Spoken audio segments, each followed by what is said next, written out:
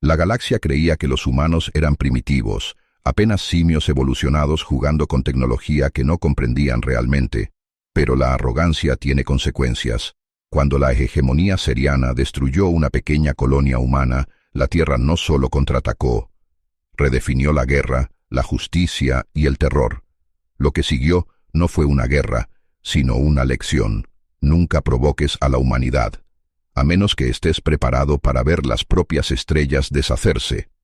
Durante 10.000 años, la hegemonía ceriana había gobernado las estrellas con puño de hierro. Sus flotas se extendían por innumerables sectores. Su tecnología era considerada la cúspide de la guerra galáctica, su dominio incuestionable. Cuando surgían nuevas especies, los cerianos los observaban con una superioridad distante. Algunos eran absorbidos a través de la diplomacia, otros subyugados por la fuerza, pero nunca, ni una sola vez, había la hegemonía encontrado un rival que amenazara su supremacía. Y entonces aparecieron los humanos. Al principio, la humanidad era poco más que una anomalía.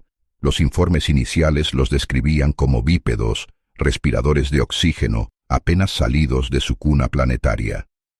Un informe del Consejo registró al gran almirante Vexnar despreciando a la especie abiertamente. Primates apenas evolucionados, jugando con herramientas que no entienden. Los analistas de la hegemonía se burlaron de sus gobiernos mundiales fracturados, su progreso tecnológico desigual y su naturaleza imprudente. Para los cerianos, la humanidad no era un enemigo, era una curiosidad. Pero bajo la superficie de esta arrogancia estaban presentes señales de advertencia, ignoradas a gran costo. Los cerianos notaron colonias humanas cosechando gigantes gaseosos, convirtiendo hidrógeno en antimateria. 17 de esas plataformas jovianas existían a través del espacio humano, cada una produciendo cantidades asombrosas de energía. Uno de los oficiales más cautelosos de la hegemonía, el teniente Crest, hizo sonar la alarma. Los cálculos sugieren que están almacenando antimateria. Para Crest, las implicaciones eran claras. La humanidad se estaba preparando para algo sin precedentes. Vexnar, sin embargo, no se inmutó. Descartó las advertencias del teniente con la confianza perezosa de un conquistador. «Que quemen hidrógeno», se mofó, su membrana azul ondeando con desdén. «¿Qué pueden hacer posiblemente que no podamos contrarrestar?» Esa sola frase encapsuló la podredumbre de la complacencia dentro de la hegemonía. Habían luchado tanto tiempo desde una posición de superioridad, que la idea de que una especie rival innovara más allá de sus expectativas parecía ridícula. Este desprecio pasó por alto algo fundamental sobre la humanidad: su impredecibilidad. A diferencia de la mayoría de las especies que avanzaban por líneas lógicas e incrementales de desarrollo, los humanos saltaban adelante erráticamente. Su progreso era desordenado, caótico, a menudo autodestructivo. Las guerras en su propio mundo natal los habían empujado a avances rápidos en ciencia y tecnología, fisión nuclear, computación digital, cohetes, todo nacido del conflicto. Los humanos tenían una palabra para esto: innovación en tiempos de guerra. Para la mayoría de las especies, la guerra era una tragedia. Para los humanos, también era un catalizador. La hegemonía creía que la división era debilidad, pero en el caso de la humanidad, paradójicamente, era fuerza. Las naciones competidoras vertían recursos en el progreso científico, cada una desesperada por no quedarse atrás. Corporaciones rivales, gobiernos rivales, ideologías rivales, todo alimentado por la competencia. Lo que parecía desorden para los cerianos era en verdad un horno de invención.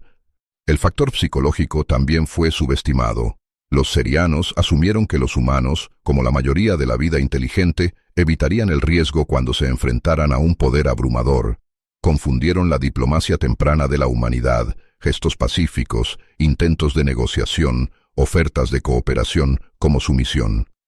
No lograron ver que los humanos tenían una terquedad arraigada, una negativa a inclinarse incluso cuando la derrota parecía inevitable.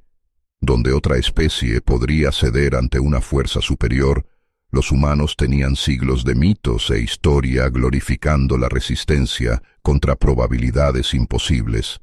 El desafío, notaron los analistas culturales de la hegemonía, es un tema recurrente en sus leyendas. Aún así, el Consejo lo desestimó. Para ellos, los humanos eran valores atípicos insignificantes en el borde del espacio explorado. La arrogancia de la hegemonía estaba tan arraigada que cuando los humanos comenzaron a establecer colonias peligrosamente cerca de las fronteras serianas, el Consejo lo trató como nada más que una molestia. Se enviaron 17 advertencias diplomáticas formales, cada una ignorada por la Tierra. En lugar de entender el patrón, que la humanidad no cedería ante la intimidación, la hegemonía malinterpretó el desafío como imprudencia, una señal de arrogancia primitiva en lugar de estrategia deliberada. En retrospectiva, las señales eran evidentes. Los humanos se habían expandido mucho más rápidamente de lo esperado. Sus colonias exteriores estaban construyendo infraestructura no solo para la supervivencia, sino para la permanencia a largo plazo. Esfuerzos de terraformación, instalaciones orbitales avanzadas, estaciones de investigación a gran escala. No estaban explorando la galaxia tentativamente, se estaban tallando espacio para sí mismos, plantando banderas con la confianza inquebrantable de que pertenecían entre las Strelum. Astor Lack-Zum, el historiador seriano que más tarde cronificaría estos eventos, admitió amargamente: deberíamos haberlo sabido mejor. Las señales estaban ahí. Los humanos nunca estuvieron jugando con juguetes. Estaban construyendo armas. Se estaban preparando para la inevitabilidad. Pero la arrogancia ciega incluso a los sabios. Y así, la hegemonía se rió. Se rieron de los intentos de piratería humanos, burlándose de la intrusión de videos de baile en sus redes de entretenimiento. Se rieron de las colonias humanas establecidas en territorio disputado. Se rieron de la idea de que primates divididos y pendencieros pudieran alguna vez desafiar su dominio. La risa se detuvo el día que Nueva Montana fue quemada, porque al desestimar la resistencia, creatividad y ferocidad de la humanidad, los cerianos cometieron el error de cálculo más grave de su historia. Confundieron la paciencia con debilidad, la paz con sumisión y la misericordia con miedo, y al hacerlo, invitaron una respuesta que no meramente desafiaría su supremacía, sino que aniquilaría los cimientos mismos de su confianza. La humanidad fue subestimada hasta que fue demasiado tarde. La chispa que encendió la venganza de la humanidad no fue una gran batalla, ni un asesinato político, ni siquiera un choque de imperios. Fue una colonia, un asentamiento fronterizo de granjeros, científicos, ingenieros y familias, 37.452 seres humanos que llamaban hogar a las llanuras polvorientas de Nueva Montana. Para los serianos, la colonia era una afrenta. Nueva Montana había sido establecida en un sector disputado del espacio, uno que la hegemonía había declarado suyo hacía más de 2 siglos, a través de un reclamo legal vacío, una sonda automatizada, un estudio de minerales y una declaración sellada en el registro galáctico. Sin embargo, la hegemonía nunca había colonizado el mundo, nunca lo había terraformado, nunca había construido nada más permanente que estaciones mineras. Era un reclamo de arrogancia, no de uso. Los humanos, sin embargo, no tenían interés en declaraciones vacías. Para ellos, Nueva Montana representaba el espíritu fronterizo que definía a su especie. Transformaron suelo estéril en tierras de cultivo, erigieron cúpulas contra la atmósfera delgada y construyeron escuelas y hospitales donde antes solo habían rugido tormentas de polvo. Para la Tierra era otro pequeño paso hacia adelante, otra piedra en los cimientos de su destino entre las estrellas. Para los cerianos era un insulto. La hegemonía debatió su respuesta. Algunos miembros del Consejo argumentaron por la paciencia, sugiriendo diplomacia o incluso aceptación silenciosa. Otros, liderados por el general Pra y el gran almirante Bexnar, presionaron por la violencia. Para ellos, permitir que los humanos establecieran una colonia en su territorio sentaría un precedente peligroso. Si estos advenedizos podían ignorar sus advertencias 17 veces sin consecuencias, ¿qué detendría a otros? La señora suprema, Suban, fue la voz decisiva. Había gobernado durante siglos con precisión cristalina, empuñando el miedo y el poder como espadas gemelas. Su juicio era frío, distante y devastador. Quizás el general Prat tenga razón, declaró. Los humanos se vuelven arrogantes con cada ciclo, su presunción debe ser corregida, se requiere una demostración, y así nació la Operación Justicia Rápida.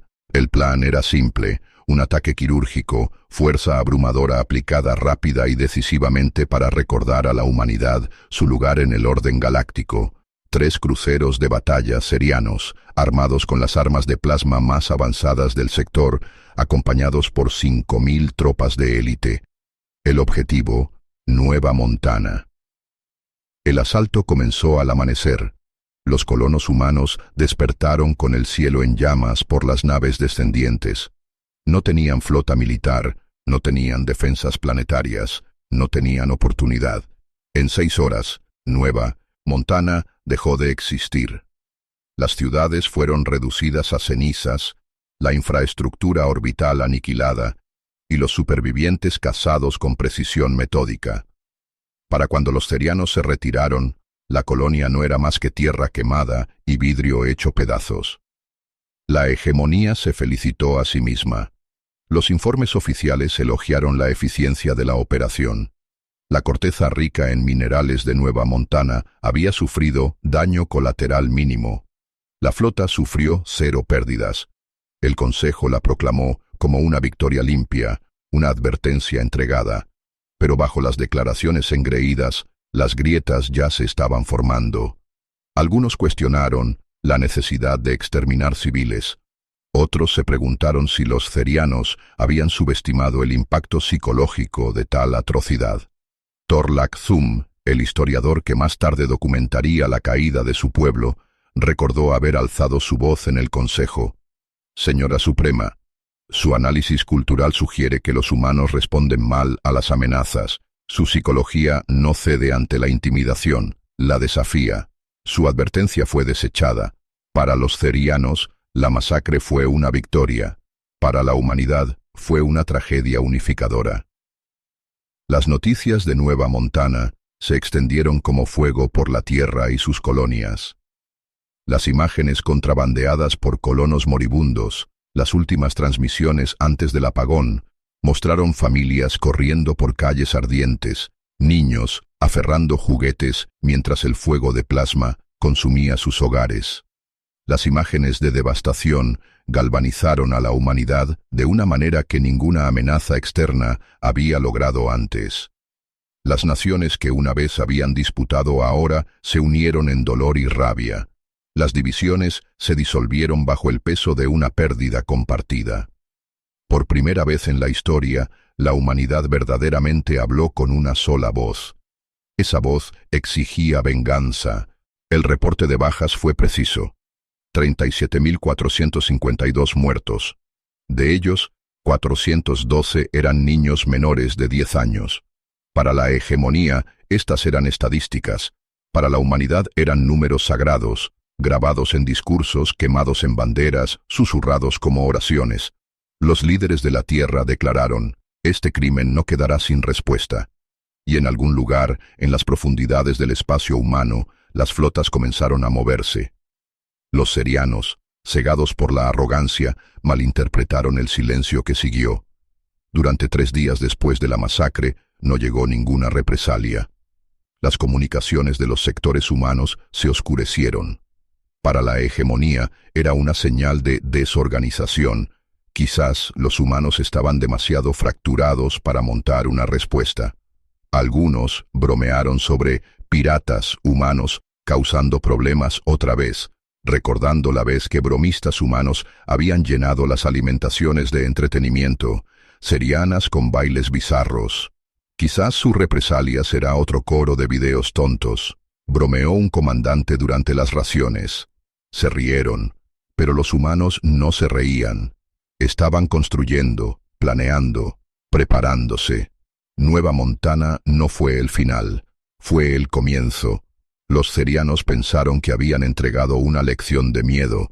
En cambio, habían firmado su propia sentencia de muerte, porque cuando la humanidad finalmente respondiera, no sería con palabras o con súplicas, sería con una venganza tan abrumadora que la galaxia misma temblaría. Cuando llegó la represalia, no comenzó con truenos, ni con fuego lloviendo del cielo. Comenzó con silencio. 3 días después de que Nueva Montana fuera reducida a cenizas, el espacio ceriano se inquietó. Las comunicaciones con las colonias humanas fallaron. Los sensores de largo alcance captaron perturbaciones tenues en el borde de sus sistemas. Las naves patrulla reportaron anomalías extrañas, señales fantasma, lecturas de energía imposibles y sombras que no pertenecían a ninguna flota conocida. Los cerianos desestimaron esto como fallas técnicas, el ruido de especies primitivas jugando con tecnología. Creían que la humanidad estaba demasiado fracturada, demasiado subdesarrollada para montar cualquier respuesta seria. Estaban equivocados. La primera nave humana apareció sin advertencia sobre Seferia Prime, el corazón palpitante de la hegemonía ceriana. No hubo distorsión de hiperespacio, no hubo rastro de curvatura detectable, ni siquiera una fluctuación en los campos gravitométricos locales.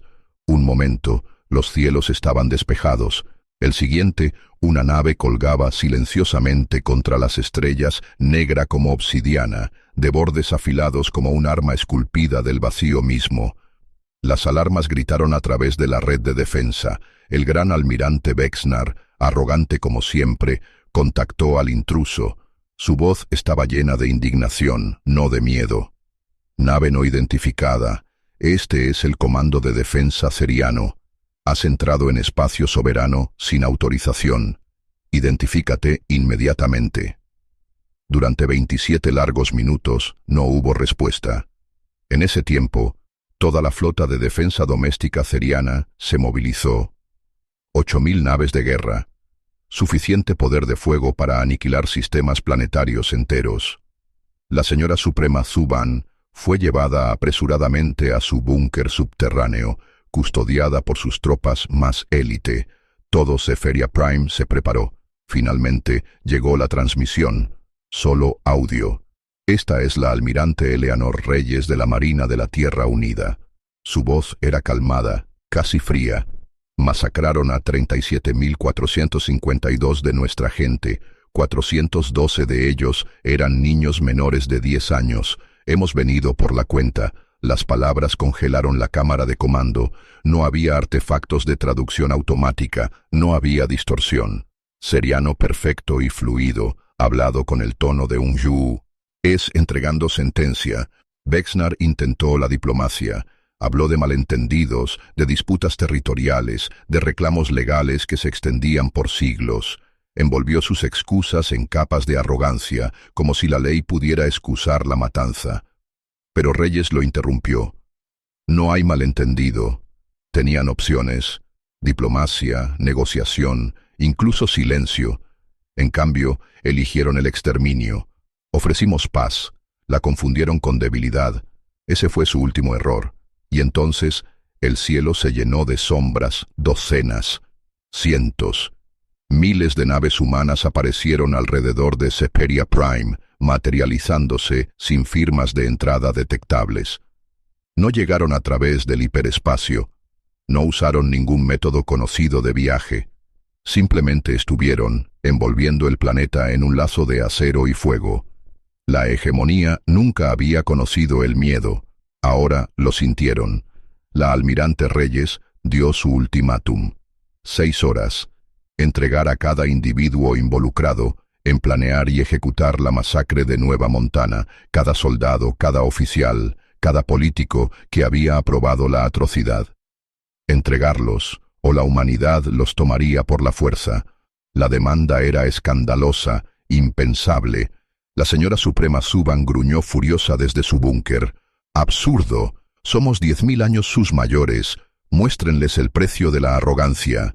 Así que Vexnar ordenó a la flota posicionarse. 8.000 naves de guerra, estratificadas en formaciones defensivas, armas erizándose, escudos brillando como soles. Era el ensamblaje militar más grande en la historia de la hegemonía. Seguramente, incluso estos humanos vacilarían ante tal poder. Las 6 horas pasaron. Los humanos actuaron. Al principio, parecía anticlimático. Sus naves no abrieron fuego, no se lanzaron misiles a través del vacío, no cayeron bombardeos que partieran planetas desde la órbita. En cambio, la flota humana liberó objetos, pequeñas cápsulas, no más grandes que transportes personales, y derivaron silenciosamente hacia las líneas cerianas. Curiosas, inofensivas, casi ridículas en apariencia. Vexnar ladró la orden de destruirlas. Las baterías láser desataron tormentas de energía. Los cañones de plasma desgarraron el cielo. Pero los rayos pasaron directamente a través de los objetos como si estuvieran hechos de niebla. Hologramas, supuso un oficial de sensores. La respuesta llegó segundos después. Las cápsulas atravesaron los escudos cerianos, a través de cascos blindados, a través de mamparas. Aparecieron dentro de las naves, dentro de centros de comando, dentro de búnkers profundos, bajo la corteza del planeta. De cada cápsula emergió una figura, humanos. No físicos, sino proyecciones de algún tipo, lo suficientemente sólidas para interactuar con su entorno. Y con calma aterradora, estos fantasmas caminaron a través de paredes, ignorando el fuego de armas, hasta que alcanzaron sus objetivos. Oficiales, generales, políticos, todos ligados a la masacre de Nueva Montana. No mataron, no destruyeron, tomaron uno por uno, individuos desaparecieron en destellos de luz mientras las proyecciones los tocaban. Cadenas de comando enteras se evaporaron en minutos. El general Pra fue tomado. Almirantes senior desaparecieron de sus naves insignia. Incluso la señora Suprema Suban, rodeada por sus guardias más élite en un búnker a kilómetros bajo tierra, se desvaneció entre una respiración y la siguiente. En solo 20 minutos, el liderazgo de la hegemonía se había ido. Más de 800 funcionarios, generales y políticos fueron capturados sin que un solo disparo ceriano diera en el blanco. Solo quedaba Vexnar, escondido tras escudos cuánticos diseñados para bloquear toda intrusión conocida. Pero incluso allí, la humanidad lo alcanzó. Un fantasma atravesó las paredes, su rostro humano iluminado por la luz pálida de la bóveda de comando. Vexnar gritó: ¿Qué eres? ¿Qué quieres? La proyección sonrió. Somos lo que nos hicieron, y queremos justicia. Y con eso, el último arquitecto de la destrucción de Nueva Montana se desvaneció. La flota fantasma había atacado. La poderosa armada de la hegemonía, 8.000 naves de guerra, permanecía intacta, pero sus líderes se habían ido. La humanidad había mostrado su poder no vidriando mundos, sino alcanzando el corazón de una civilización y arrancando a sus gobernantes como fruta de un árbol. Por primera vez en su historia, los cerianos conocieron el terror, porque ahora entendían, los humanos no fanfarroneaban. El ataque de la flota fantasma dejó a la hegemonía ceriana en caos. En menos de un día, sus líderes más poderosos, generales y estrategas, habían sido arrancados de sus naves de guerra, sus búnkers e incluso del salón del trono de su capital. Su flota colosal, erizando con armas, nunca había disparado un tiro significativo. La humillación fue total. La hegemonía, invencible durante 10.000 años, de repente no tenía liderazgo en absoluto. La siguiente ola de respuesta de la humanidad no se midió en naves o armas, se midió en miedo. Durante semanas, nadie sabía qué había sido de los funcionarios capturados. Los susurros se extendieron como fuego por el espacio ceriano. Algunos creyeron que los humanos los habían vaporizado. Otros pensaron que estaban siendo diseccionados en laboratorios. Las sectas religiosas brotaron de la noche a la mañana, proclamando a los humanos como retribución divina hecha carne, dioses vistiendo piel mortal. Cada rumor se volvió más oscuro que el anterior, porque el silencio deja espacio para la imaginación, y la imaginación a menudo es más cruel que la verdad. Entonces comenzaron las transmisiones.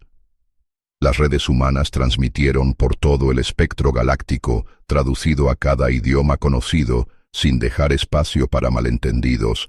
Los funcionarios desaparecidos estaban vivos, estaban siendo juzgados ante una coalición de jueces, científicos y oficiales militares humanos. Los cargos, crímenes de guerra contra vida consciente.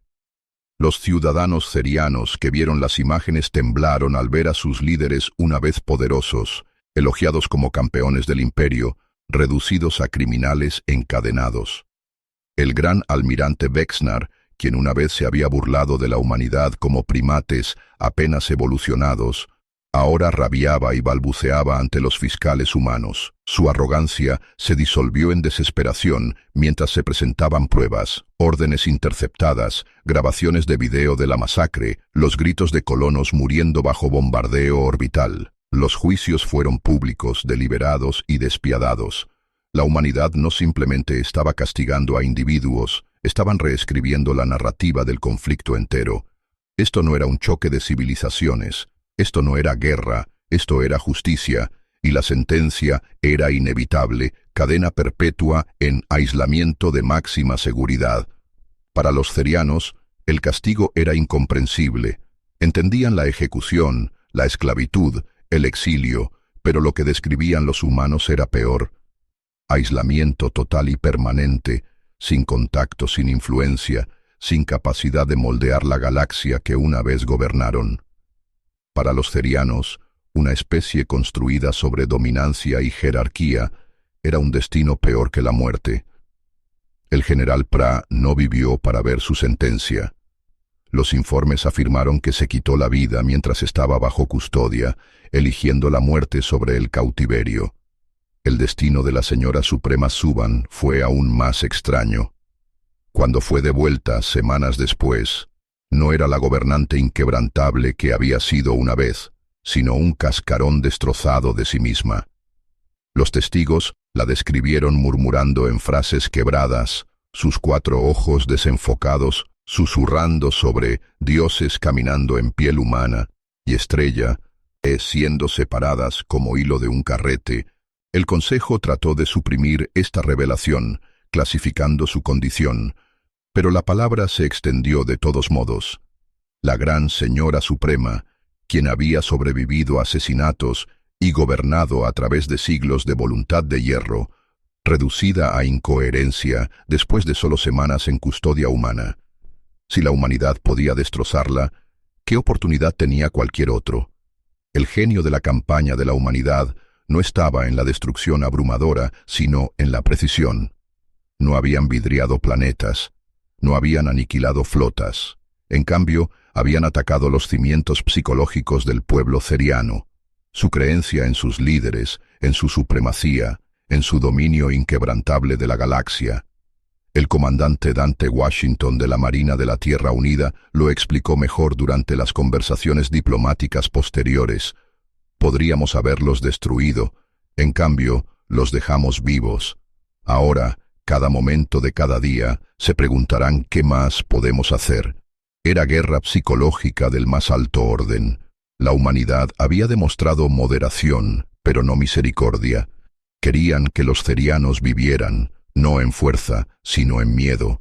Cada capitán de nave ceriano que se desplegaba a las estrellas ahora vacilaba, preguntándose si un fantasma humano podría atravesar el mamparo en cualquier momento. Cada gobernador provincial se preguntaba si su lealtad a la hegemonía valía la pena pintar un blanco en su espalda. Cada ciudadano sabía que el desafío contra la humanidad traería consecuencias más allá de la comprensión. Y la brillantez de todo era que la humanidad nunca alzó su voz. La almirante Reyes nunca gritó, nunca amenazó, nunca maldijo. Su calma era más aterradora de lo que la furia podría haber sido. El mensaje era claro. Esto no era venganza nacida de la rabia, esto era justicia, fría e inevitable. Los juicios concluyeron con sentencias llevadas a cabo rápidamente. Vexnar y los otros aparecieron en prisiones humanas, sus nombres borrados de las historias serianas futuras. La señora, quebrada y murmurando, fue liberada no como líder, sino como advertencia. Prueba de que incluso los más fuertes podían ser deshechos. Para los cerianos, esto fue peor que la guerra total. La guerra total podían entenderla. Naves perdidas, soldados muertos, mundos quemados. Estas eran pérdidas calculables. Pero esto era intangible. La humanidad les había mostrado un vistazo de algo más allá de su comprensión. Tecnología que omitía la ley física, estrategias que ignoraban la tradición, y una fuerza de voluntad forjada en siglos de conflicto. La hegemonía ahora existía en limbo. Estaban vivos, pero sin líderes, poderosos, pero paralizados, sus flotas intactas, pero su confianza destrozada. La humanidad no los había conquistado, pero los había quebrado, y ese era el genio de la primera respuesta de la Tierra. La flota fantasma había mostrado a la galaxia que los humanos no simplemente luchaban guerras, luchaban narrativas, reescribían la realidad hasta que sus enemigos dudaran no solo de su fuerza, sino de su mismo entendimiento del universo. La galaxia podría haber sobrevivido Nueva Montana. El ataque de la flota fantasma, los secuestros, los juicios, aterrador, sí, pero aún dentro del reino de la comprensión. Los líderes habían sido castigados, un mensaje había sido enviado, y los cerianos se decían a sí mismos que tal vez había terminado. Pero la humanidad no había terminado. Durante 38 días después de los juicios, la hegemonía ceriana derivó en parálisis inquieta. Las rutas comerciales colapsaron, los gobernadores declararon independencia, y las flotas se negaron a patrullar sus propias fronteras por miedo a Provoc. La justicia había sido servida, pero la galaxia comenzaba a sospechar. La humanidad no había terminado,